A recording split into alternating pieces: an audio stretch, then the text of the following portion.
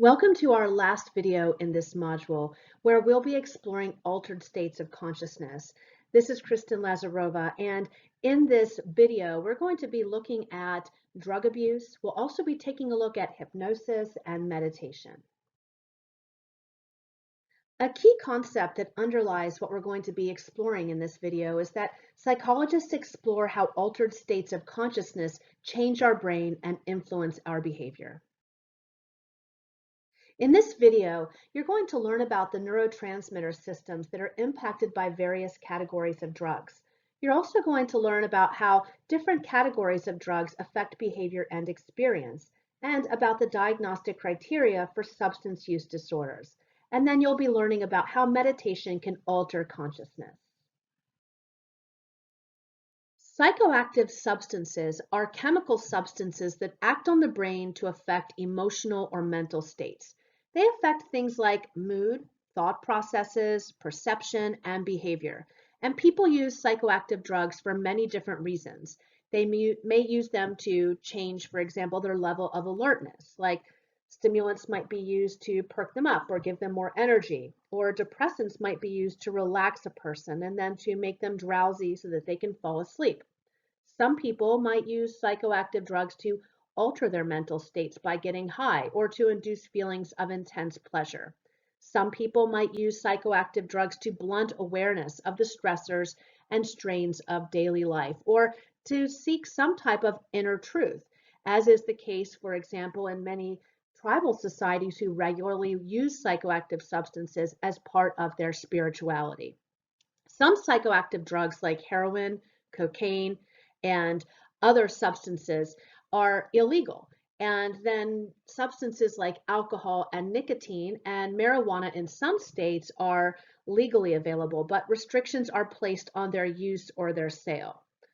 Another legal psychoactive drug, caffeine, that's the one that probably most of you are regularly used, probably many of you do, is so widely used that many people probably don't think about it being an ingested psychoactive drug when they drink a caffeinated beverage or when they eat a chocolate bar. And of course, yes, chocolate does contain caffeine. Now, in terms of the rates of psychoactive substance use, about half of American adults admit to having used some type of illicit drug at some point in their lives. And marijuana tops the list of the most widely used illicit substances. And nearly 1 in 10 Americans who are 12 or older currently uses illicit drugs. Marijuana use among the nation's youth is on the rise, with more high school seniors today reporting that they're using marijuana than smoking cigarettes. Psychoactive substances can be broken down into 4 major categories, including depressants, opioids, stimulants, and hallucinogens. And if you look at this image, you'll see where each of the different drugs you may have some familiarity with or you may have heard of falls. And how do these drugs work? Well, overall, the effects of all psychoactive substances occur through their interactions with our neurotransmitter system. Drugs can act as agonists or antagonists of a given number of neurotransmitter systems. And an agonist facilitates the activity, while an antagonist impedes activity. So, in other words, agonists produce actions, whereas antagonists inhibit the actions. So an agonist drug is a chemical that's mimicking the natural substance in our brain, and it then can bind to the brain receptor that's already present. So the binding of this agonist drug results in a similar biological effect as the natural substance that's already in our body. Some examples of agonists include heroin, oxycodone, methadone, hydrocodone, morphine, and opium.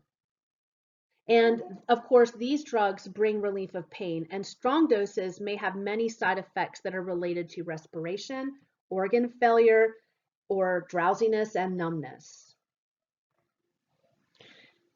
And an antagonist, as I mentioned a moment ago, they're impeding activity. So a drug antagonist is any drug that binds with a specific chemical receptor within the body, and then in doing so, is preventing another drug from binding to that receptor. So it's stopping the original drug from having an effect on the body. Naloxone is an example of an opiate antagonist in that it binds to the opiate receptor sites and it competes with opiate agonists for their spaces on opiate receptor sites. And that's why naloxone is a life-saving medication that can reverse the effects of an opioid overdose. Let's take a look at major categories of drugs. The first one that we'll look at is depressants. Depressants are drugs that reduce central nervous system activity, which then in turn depresses bodily processes like our heart rate and our breathing rate. The major types of depressants include alcohol, barbiturates, and benzodiazepines. Overall, depressants can induce feelings of relaxation, and they can also provide some feelings of relief from anxiety or tension that one might have. Sometimes depressants can also provide or produce a rush of pleasure. In high doses, depressants can kill a person by stopping their vital bodily functions like breathing. Now, as many of you know, depressants can be highly addictive and they can be lethal in overdose or when they're mixed with other drugs. The most widely used and abused depressant of all of these is alcohol. And while most people who drink alcohol do so in moderation, statistics actually show that about 8 million people in the US suffer from alcoholism, which is a form of chemical dependence where the body becomes physically dependent on alcohol and the person becomes unable to control the use of the drug. We'll be exploring addiction here in just a little while. Alcohol, barbiturates, and benzodiazepines, they bind to GABA receptor sites to exert their effects. So what is GABA? Well, GABA is a neurotransmitter. It's an inhibitory neurotransmitter in the brain. And what this means when we say inhibitory is it's slowing down reactions or communication between neurons. And this is different from excitatory neurotransmitters that actually lead to faster communication. So inhibitory neurotransmitters like GABA, they reduce communication. So if you have too much GABA, you'll be physically slower, you might have lower energy, relaxed, or sleepy. If you have too little GABA, and then you're going to struggle with feelings of anxiety, panic attacks, or seizures. So we all need a balance or sort of an optimal level of GABA in order to feel normal. So there can be problems with having too much or too little. And so barbiturates, alcohol, and benzodiazepines are acting on these receptor sites. And so first what happens is that when there's GABA boosts in the brain, which is happening with these substances, you're going to have a release of dopamine. And this release of dopamine is in the reward center of the brain. And dopamine is what makes you feel happy and euphoric. And so this neurotransmitter is triggering feelings of euphoria, feelings of well-being. And so you can imagine then how this can become addictive. And so people will engage in drug-seeking behavior in order to achieve that feeling again. Now, not all drugs that affect these GABA receptors have the exact same effect. So alcohol, it tends to have a very broad effect on GABA receptors, and so this then can make it more addictive. Whereas some of the newer prescription drugs actually have a more targeted effect, and this can be helpful because it can then reduce the risk of addiction. So remember, this addiction, this addictive behavior can happen because of GABA's effect on the brain, causing an increase in dopamine in the reward center, causing those feelings of pleasure, feelings of euphoria that can be difficult for people to resist and to stop seeking out. And now that you know that GABA slows things down, it makes sense that these drugs that are under this category of depressants, like alcohol, barbiturates, and benzodiazepines, would be there. Because think about, for example, alcohol. When people are drinking alcohol, they often will be doing so to have the relaxing effect of the substance. And this is because GABA is an inhibitory neurotransmitter. It's causing things to slow down. So what happens when a person drinks alcohol? They have slowed reaction time and reflexes, slowed heart rate, sleepiness, and lowered inhibitions. Barbiturates are also, like I had mentioned, a type of depressant, and some examples of these include drugs that are used for treating insomnia, treating seizures in people who may be unresponsive to other types of drugs, and they can also be used to induce anesthesia. And so you can think about then how these drugs or why these drugs would be useful in those areas, because they are slowing things down. It is operating on GABA, which is an inhibitory neurotransmitter. And so some of these drugs, probably many of you might not, many of you are not necessarily familiar with the names, but you may have heard of phenobarbital. You might have heard of butobarbital. Those are just a couple of examples. So these are barbiturates. And then benzodiazepines also have a calming effect, and they might be used to treat anxiety, as a muscle relaxant, for panic disorder. They could be used for alcohol withdrawal. Some examples of benzodiazepines, these are probably some that you may have more familiarity with than with the barbiturates, include diazepam. You might think of clonazepam as well. Another is lorazepam. And so these are those drugs that are having a calming effect on the body. So that's why, again, they're part of this category of depressants. They're having an effect on GABA, and they're causing that calming effect because of that. Another category of drugs is opioids, and this is probably a category that many of you have familiarity with because we have such a significant epidemic in our country, and in particular in our area, we have a very significant epidemic of drug addiction to opioids. And the overall effect of opioids is to decrease pain, but they also have sleep-inducing properties. And some examples of these include codeine, morphine, oxycodone, fentanyl, and heroin. And opiates produce a rush of pleasurable feelings, and they also can dampen awareness of personal problems. They have historically had legitimate, and I use that word cautiously because obviously they've been overprescribed, but for many people, they were legitimately prescribed for medical uses as painkillers. And they may have been used, for example, to reduce post-surgical pain or to manage other pain conditions.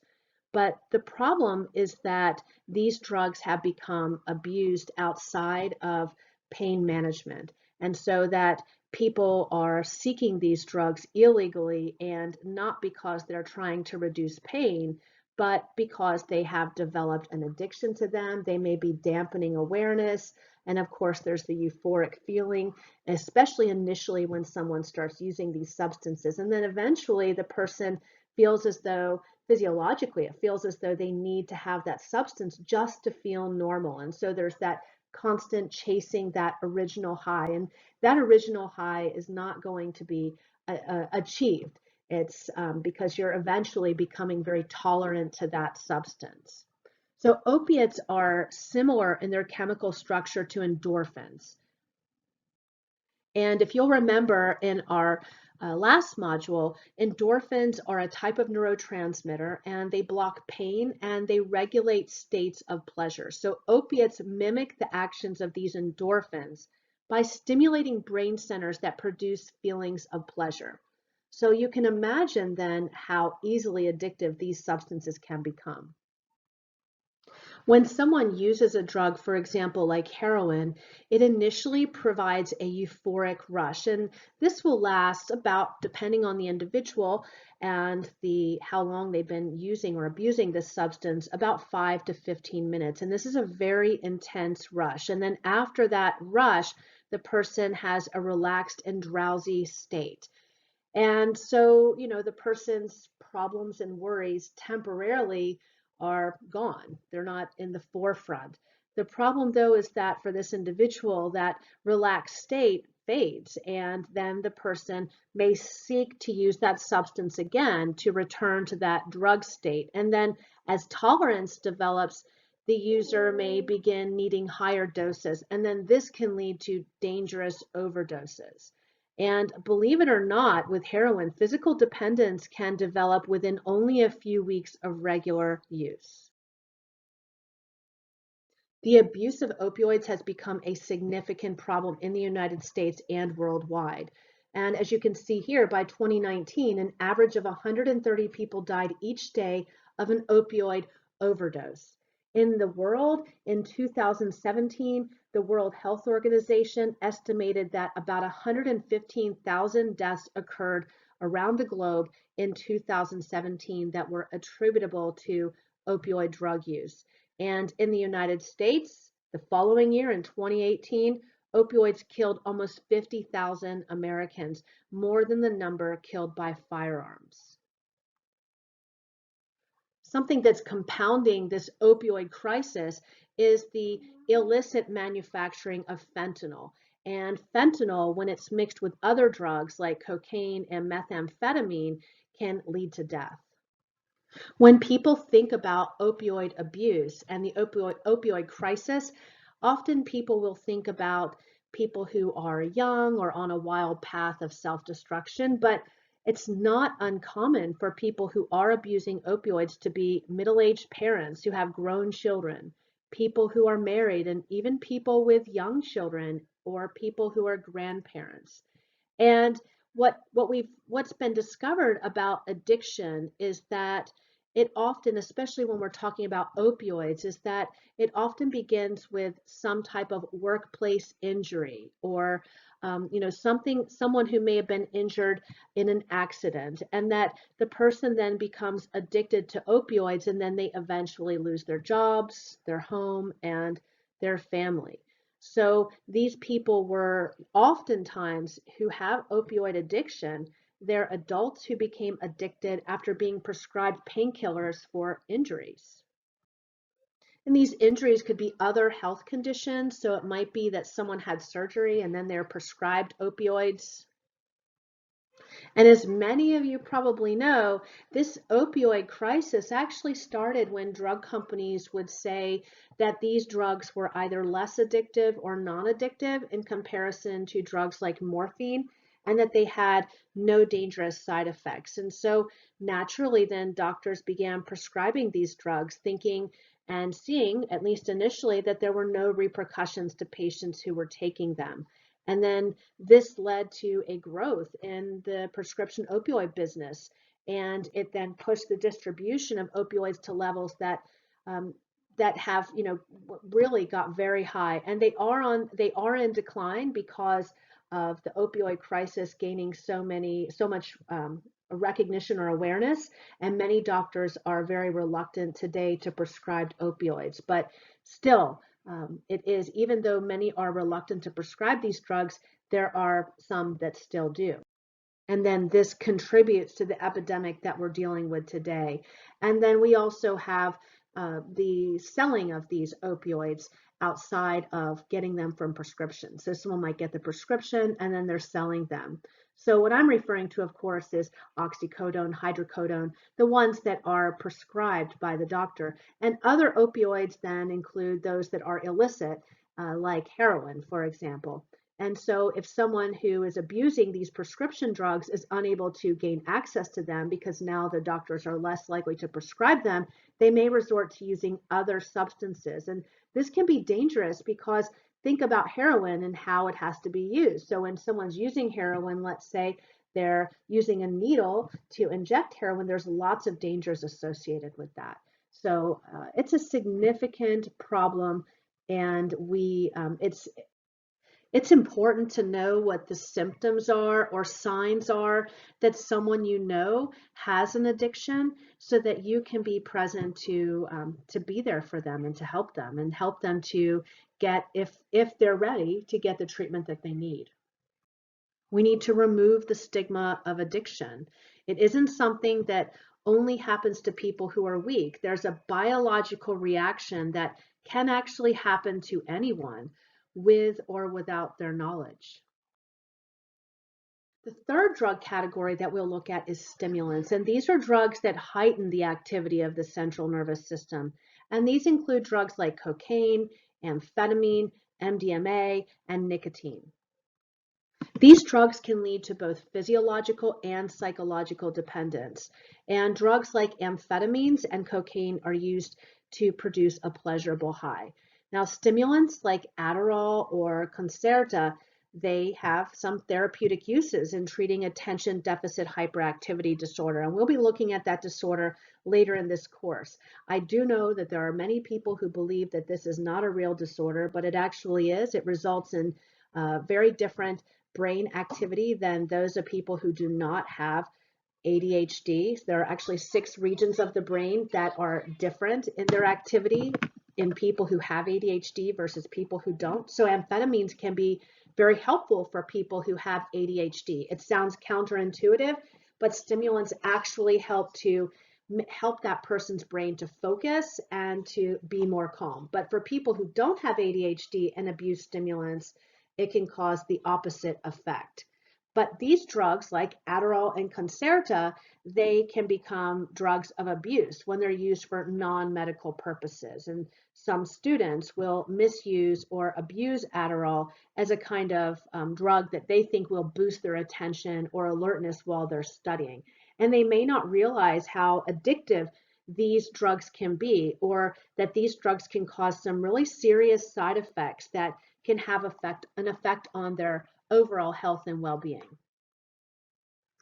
So unlike opioids, which are found in nature as they're coming from a poppy plant, these chemicals or these drugs are manufactured in a laboratory. And what they're doing is they're activating the sympathetic branch of the autonomic nervous system. And if you'll remember, that's what's responsible for the fight or flight response. So these drugs can cause an increase in heart rate, breathing rate, and blood pressure. Now, at low doses, they can boost mental alertness and concentration, but in high doses, they can cause a very intense feeling of pleasure. But what happens with these drugs is they can become these can be very easily addictive drugs. And this is because what they're doing is they're producing pleasurable feelings by stimulating reward pathways in the brain. And these reward pathways are what cause feelings of pleasure and can lead then to that drug-seeking behavior, to those addictive behaviors. And the drugs that you might associate with amphetamines include probably one that many of you are familiar with, again, because it's a significant problem in our area, and those are methamphetamines. There are additional ones as well, and they can be ingested in a variety of ways, and they can have a very significant negative effect on the body, especially because of all of the different chemicals that are put into these drugs. And so it's not only the effects of that amphetamine, it's also all of the chemicals that are possibly unknown to the user that can affect their overall health. And what happens is people can become, as I said, they can become addicted to these drugs because they need that increasing amount in order to have that same feeling that they originally had. So they develop a tolerance. And then what happens is the person continuously increases their dose. And in high doses, amphetamines can cause restlessness, tremors, some heart irregularities, and can even lead to coma or death. And for some people, it can also lead to what's called amphetamine psychosis. And this is a psychotic reaction that's where a person has hallucinations and delusions that look like acute episodes of schizophrenia. And as many of you probably know, again, because this is such a significant problem as well, just like opioids, brain imaging actually shows that methamphetamines can damage the brain and lead to deficits in learning and memory and other functions. And when someone is using these drugs for a long period of time, these drugs like methamphetamines, this can also lead to stroke and liver damage, which when your liver's not functioning, you're not able to have your blood is not being filtered. So this is a very serious health issue, and other serious health problems can result from this abuse as well. I'd like to point out too that cocaine is another type of stimulant that what's happening is it's also producing states of pleasure or feelings of pleasure by working on areas of pleasure in the brain. And it works on the neurotransmitter that's called dopamine. And this is one that you read about in your textbook in the last module. And it's a brain chemical that what it's doing is it's stimulating feelings of reward, and it's stimulating the pleasure pathways in the brain.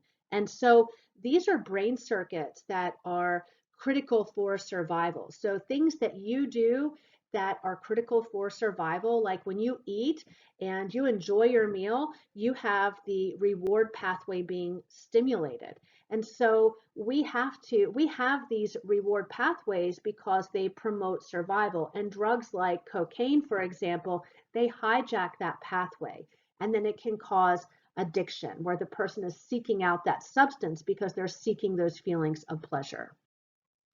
MDMA, it's also known as ecstasy. It's like an amphetamine. It's an amphetamine-like drug, and it is synthesized, so it's obviously not naturally occurring.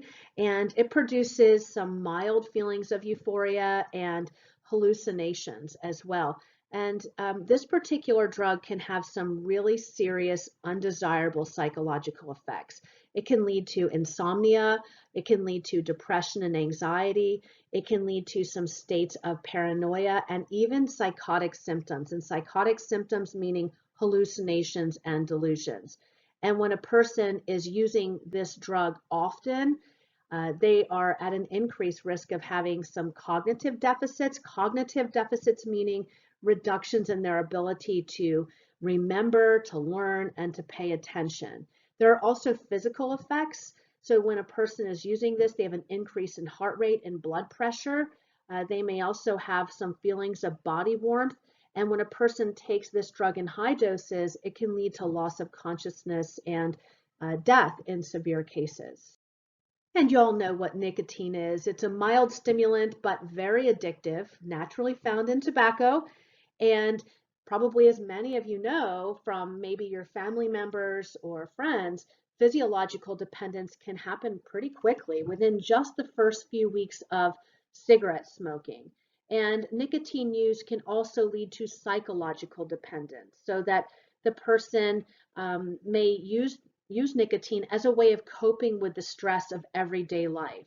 So what does nicotine do? Well, it can speed up your heart rate, it can reduce your appetite, produce a little bit of a rush, and it also can increase arousal, alertness, and concentration. But this is interesting too, because it's sort of paradoxical, because it can also cause some feelings of relaxation and mental calmness.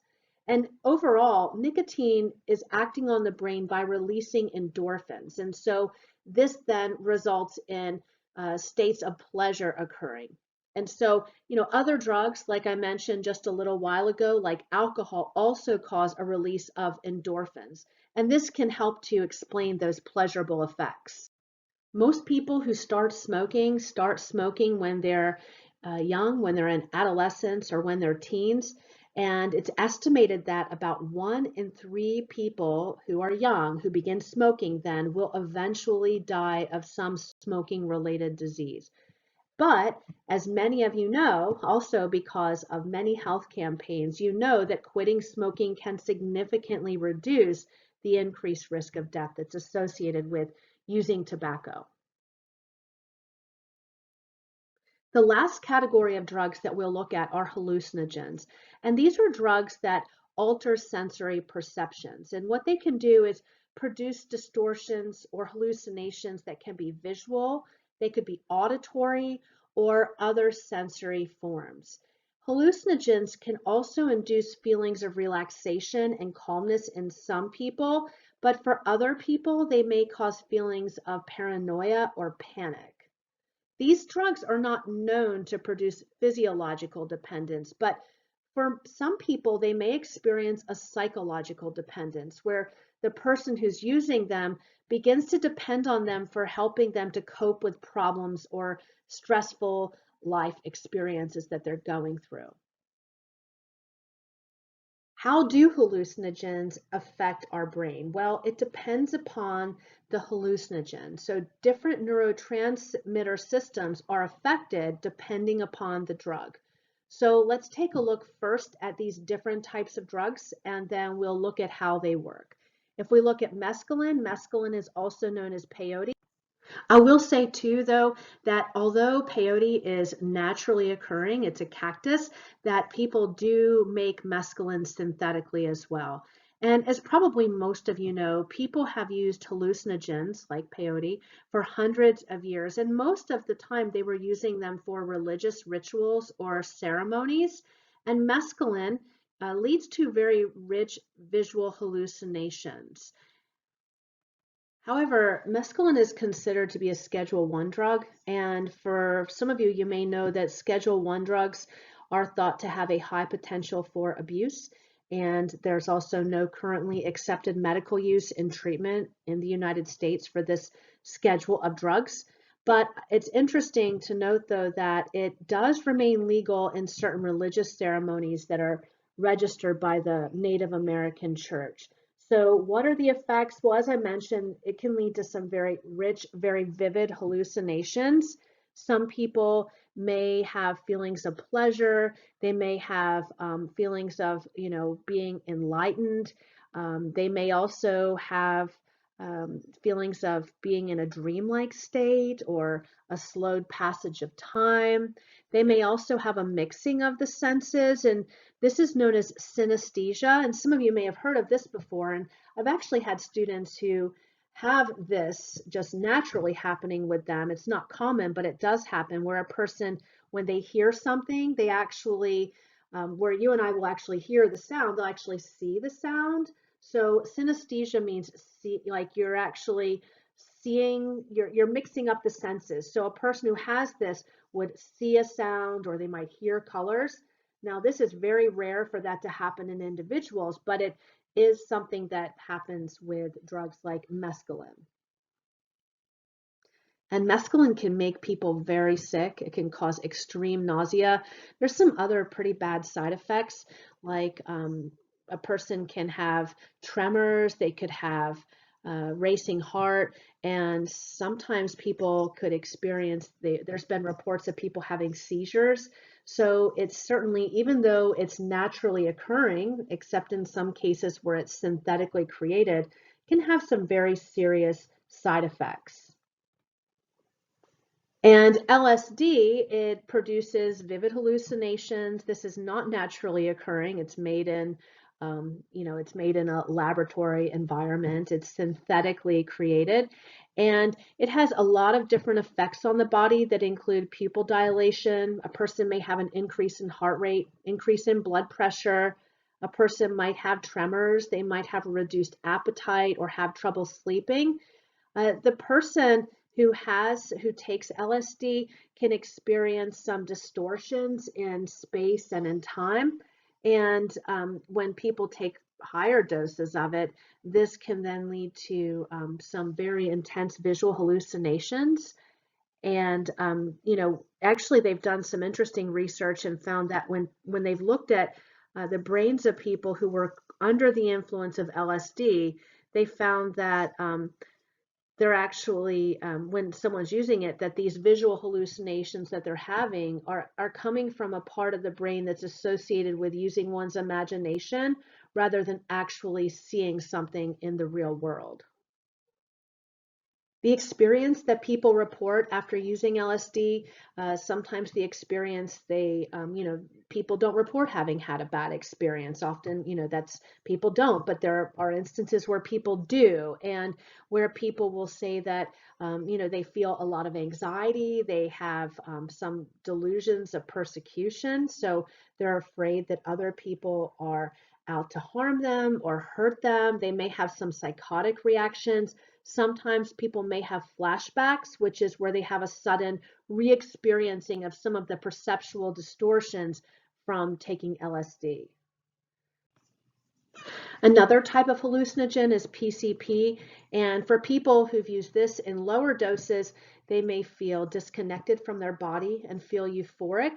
And as they increase the dose, the person may have more intense feelings that are related to those effects. And then they may also have hallucinations and behave very erratically. The person may feel, they may be agitated, they may be confused, have disorientation. And the person, in terms of physical effects, the person might have some decreased sensitivity to pain. They might have some drooling and nausea and vomiting. They could have convulsions, dizziness. They could experience loss of consciousness, and they could even experience coma. And PCP can be addictive. A person who repeatedly uses it can develop a tolerance and develop a substance use disorder.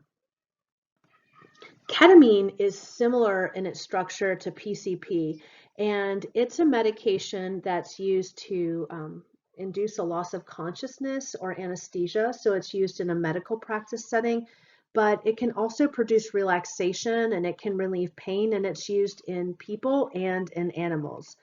Ketamine, believe it or not, is actually has been used off-label for people who have treatment-resistant depression, but it's so important to note that this needs to be done, if it needs to be given under the supervision of a doctor.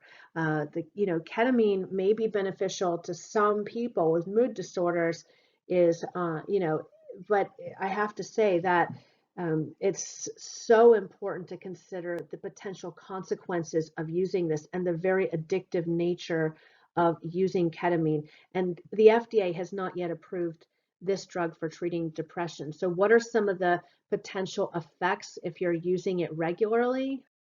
It can cause drowsiness. It can cause changes in perception of color or sound. It can make it difficult for people to think or to learn. It can make people feel very sick to their stomach and nauseated. It can cause confusion.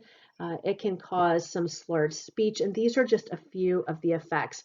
But interestingly, I recently read that the National Institute of Health is actually supporting research into whether ketamine can help people with treatment-resistant depression. So even though it's been being used off-label by very few psychiatrists, now it's actually, there's research that's being supported by the National Institute of Health to see how it might affect or whether it will have a positive effect on people who have treatment-resistant depression. So how do mescaline and LSD affect the brain? Well, they're serotonin agonists, and they're potentially affecting other parts of the brain or other systems in the brain, but there's a focus on serotonin, and there are different types of serotonin receptors. And what researchers have found is that there's a network of neurons that have receptors for serotonin and these neurons are related to the experience of meaning, where you feel like you're getting meaning from something. And so this is like an exaggerated attribution of meaning, that sort of like a person has some insight or enlightenment that they might feel. And it seems that these drugs act on those receptors. So PCP and ketamine, they function by through NMDA glutamate receptor antagonists. And so what this means is that NMDA is preventing glutamate from binding to receptor sites. And glutamate plays a major role in cognition, like in learning and memory, and in emotion, and in the perception of pain. Now, I'll also point out too that these drugs have an effect on the reward pathways in the brain as well.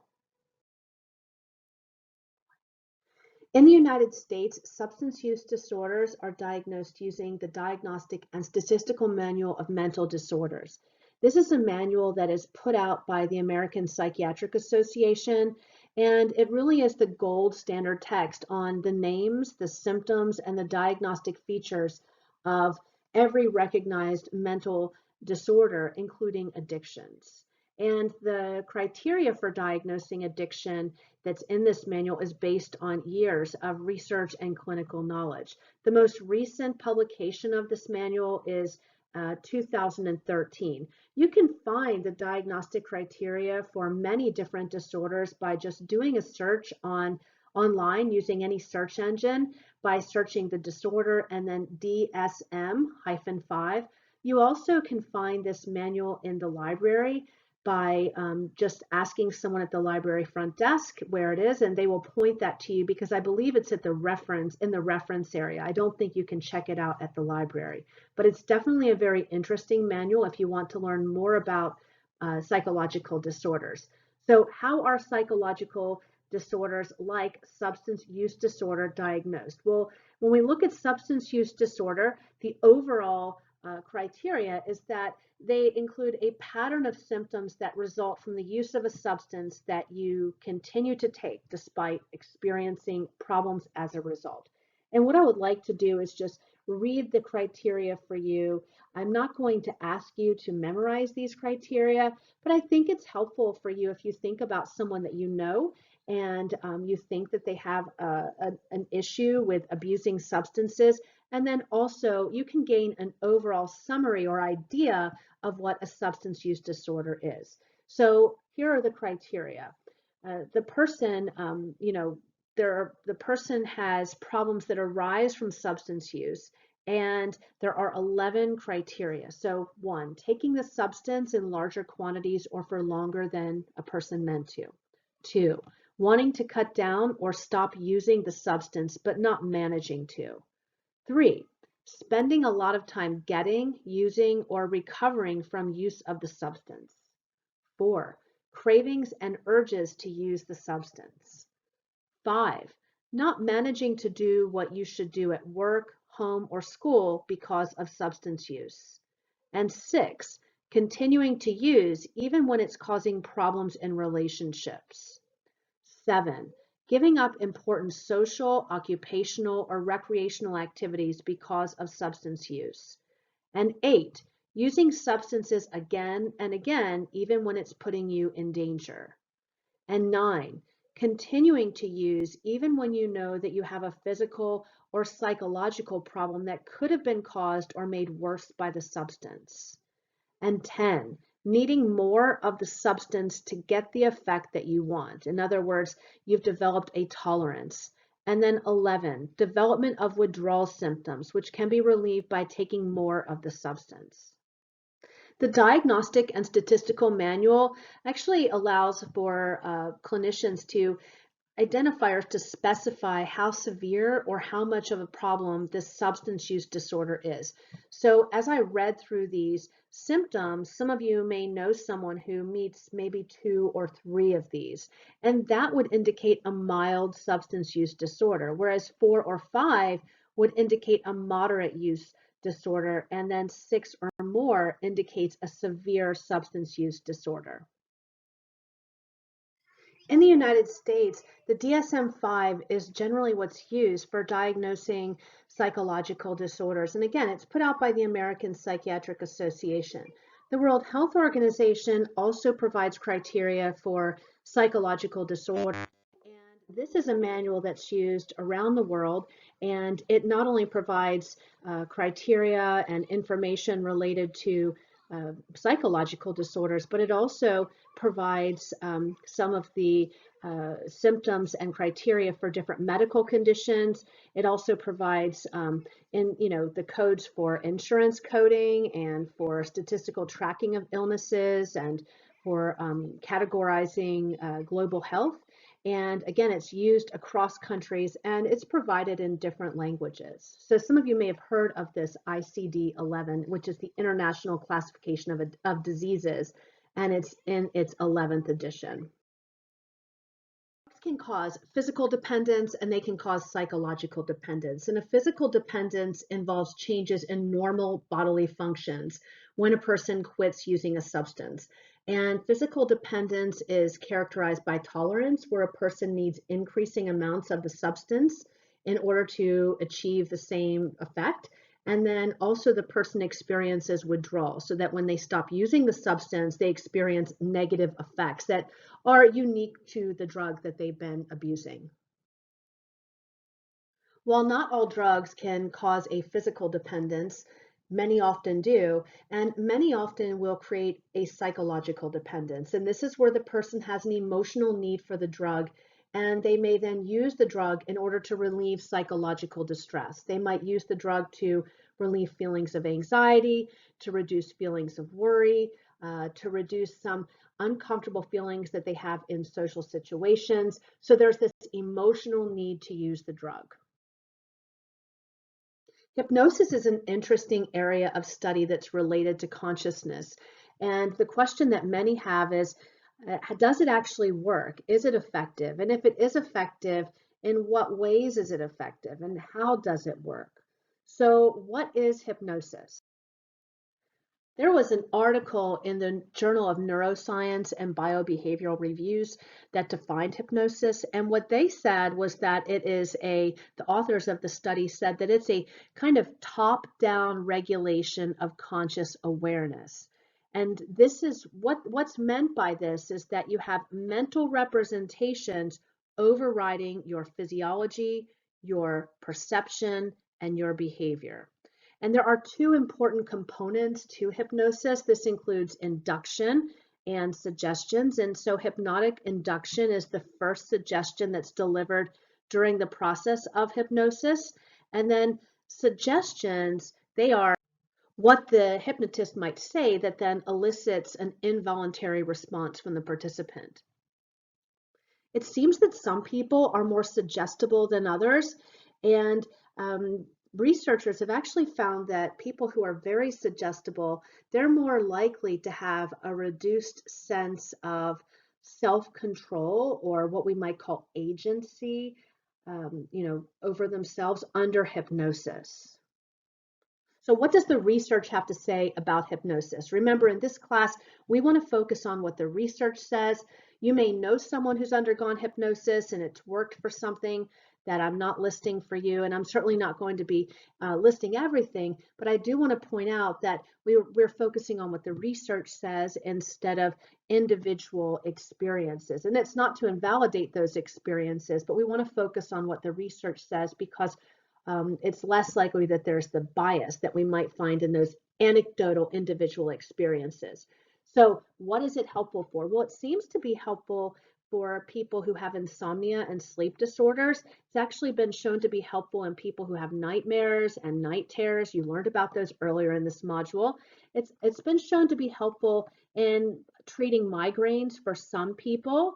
And this might be good because if we think about migraine medications, if you have ever had migraines and taken medication, you know that those medications can have some pretty significant side effects. So this is a very natural approach that does not require you taking anything and doesn't have the same types of side effects. So it's thought to be effective there. And then it's also been used in pain control. Some studies have shown that hypnosis may help women to manage childbirth pain, but this is only for some women, and the evidence is rather mixed. It's also been used effectively to help some people who are wanting to quit smoking. And it's not for all people. It seems to need to be paired with other treatments, and the evidence with this is mixed. It does not seem to be very helpful to get people to have, to be able to remember things that they seem to be unable to remember unless they're in this hypnotic state. Actually, it's known to potentially create false memories. It does not give people superhuman strength or some superhuman abilities like you may have seen in some television programs. So that's what the science has to say about hypnosis. Another very interesting area that's related to consciousness is meditation. And this is where a person has focused attention that causes a relaxed and contemplative state. And to remove all of the other thoughts from consciousness, people who practice meditation, what they'll do is they'll narrow their attention to a single object or to a single thought. This can be difficult. If you've ever tried to do this, it can be difficult to try to focus on one thing. I think it's especially difficult. Have any of you just ask this, you can answer this in your own mind, ever try to think about nothing? It's really difficult to do so. Meditation, you can focus on something, so you're not thinking about nothing, but it can be difficult to just keep your mind focused on that one thing. The technique does vary by cultures.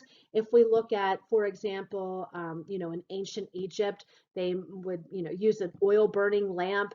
And in our country, we use, much different approaches that are less traditional, and it varies from individual to individual who might pick up on some of the traditions from other cultures. There's different types of meditation. Some of you may have heard of something called transcendental meditation, and this is where a person who's meditating will focus their attention by repeating a phrase or a sound like and so they'll say this over and over. And when they do this, this becomes known as a mantra, depending upon how you say it. And then there's also what's called mindfulness meditation, and this is particularly interesting to me.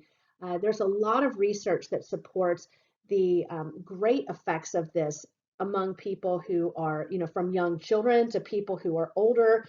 And it's actually not a difficult approach at all to meditating. And what you're doing is you're learning to focus entirely on your unfolding experience in a moment to moment basis. And it's really about being present in the moment rather than standing back and thinking about your experiences or your thoughts, like, am I doing this right? You're actually just being in the moment.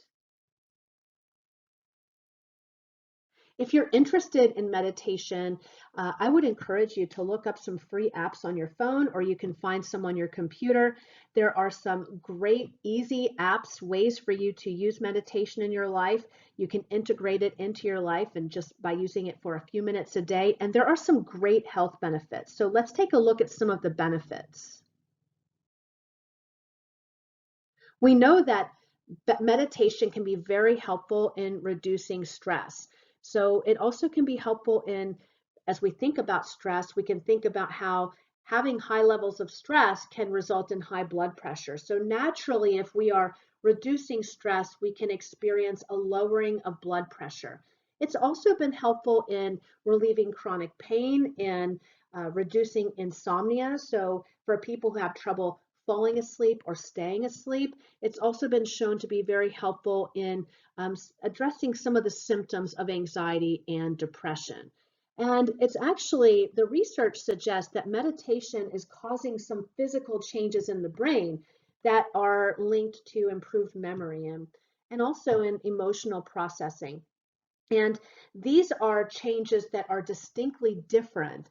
If you were to look at a person while they're meditating in, let's say, an fMRI, which you learned about in an earlier module, and you were to compare them during a meditative state to a non-meditative state, you would see that the areas of the brain that are related to memory and emotional processing are going to be changed. You're going to see some physical changes that will then result in not just you're not just going to see changes, you're actually going to potentially see some improved memory and improved emotional processing. And even the American Heart Association suggests that meditation could be used together with other more traditional treatments to manage high blood pressure and hypertension. But there's not sufficient data to offer this as a specific treatment recommendation. But there is some evidence that it can be effective, and it certainly is not going to hurt when we think about the overall other benefits that I mentioned. As we conclude this video and the module, what I would encourage you to do is to think about what you've learned. And I have a couple of reflective questions so that you can take what you've learned and use some of what you've learned in earlier modules for your understanding of this module. So let's look at this question. What types of studies do you think would be the most convincing regarding the effectiveness of meditation in the treatment for some type of physical or mental disorder? Now, what this would require you to do is to think back at the methods of research that you learned about. You learned about naturalistic observation, where you're observing someone in their natural environment or a group of people in their natural environment. You're not interfering. You're unobtrusive. You learned about case studies, which are in-depth studies of people who might be rare or unusual. You might do an in-depth study of an unusual event or an unusual group. You also learned about survey research, where you ask people a series of typically standardized questions. And when you do this, you can collect that data and you can analyze it. You can calculate averages. You could even use correlational measures. So you could calculate the relationship between different variables. Okay, so you could also do correlational research. Maybe you're going, if we think about survey research, we might ask lots of questions. They could be standardized. If we did correlational research, we might focus on just examining relationships between variables. So maybe we want to know the relationship between frequency of meditation and the frequency of colds.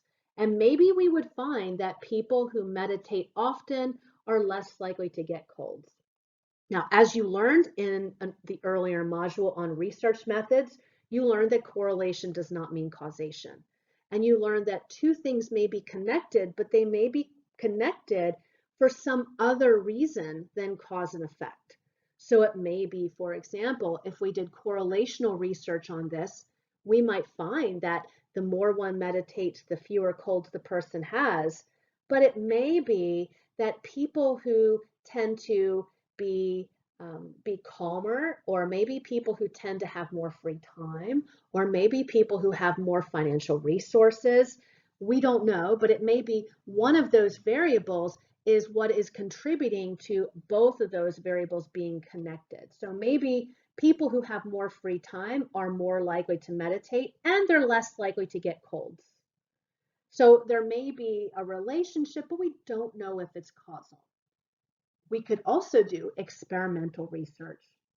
Experimental research allows us to establish cause and effect. And if you'll remember, what we're doing with experimental research is we're randomly assigning participants into groups. And so in this instance, we may have one group who is given instructions on meditation, and they're asked to meditate daily over the course of 3 months, let's say for 10 minutes per day, same time of day, and they follow our instructions. And then we have another group who is asked not to meditate. They would be our control group. And then we compare their cold frequency, let's say the month following the conclusion of meditating, or maybe we do it during the meditating period of time, during the study, depending upon what we are most interested in studying and what the other research that maybe we've read about has to say about meditation and colds. And we might find that there's a significant difference between the group that meditated every day for 10 minutes a day for 3 months and the group that did not. We might find that the group that meditated had significantly fewer colds. So you can see the different types of research that we might conduct to understand how meditation may affect our physical health or mental disorders. So I'd encourage you to think about that. You'll find that in this course, while some of what you'll learn will be very specific. So you might, for example, we're learning about consciousness, and later we're going to be exploring human development. And yes, there's a relationship between the two, but they're not interwoven to the degree that, say, research methods is throughout every single chapter, or our study of the brain is throughout every single chapter. But what you'll find is that in each chapter, there are many concepts that will relate to the one that you're currently reading. And I'd ask you to think about the connections. I think the more that you can do that, the more you're going to learn and the deeper that learning process is going to be. Here's another question. Under what circumstances would you be willing to consider hypnosis or meditation as a treatment option? What do you think would convince you? What information would you need before you made a decision about the use of these techniques? Are you more likely to use conventional, traditional approaches like medication that's prescribed by your doctor than you would be to use hypnosis or meditation? Or are you more open to hypnosis and meditation because there seems to be less potential side effects than using medication? Or perhaps you like the idea of using both. What information would you need to help you to make your decision? And under what circumstances would you be willing to use hypnosis and meditation? Would it be primarily for mental health and behaviors? Would you be interested in trying this for physical health? I'd encourage you, if you're interested in these topics, to look at the Northeast State Journal Article Database. If you go to our course homepage on the content page, what you'll find is a link to student resources. And within that link, you'll see a link to the library. And as you follow those links, you'll see that there is a link to the Northeast State Article Database. And this is where you'll find, free of access to you, since you're a student here, you'll find articles, scholarly peer-reviewed articles on literally any topic that interests you. So you're looking at experimental studies, case studies, survey research, correlational research, and many other types of research that can be very interesting as you think about and explore the topics in each of these chapters. So what have you learned in this last video? You learned about the neurotransmitter systems that are impacted by the various categories of drugs, and you learned about the different drugs and their major categories and their effects on the body and their effects on behavior and our experiences. You also learned about the diagnostic criteria for substance use disorders. You learned about the DSM-5, and you also learned about the ICD-11. And you also learned about hypnosis and what it seems to be effective in doing. And then you learned about how meditation can alter consciousness and the potential positive effects that meditation can have on physical and mental health. I look forward to next time.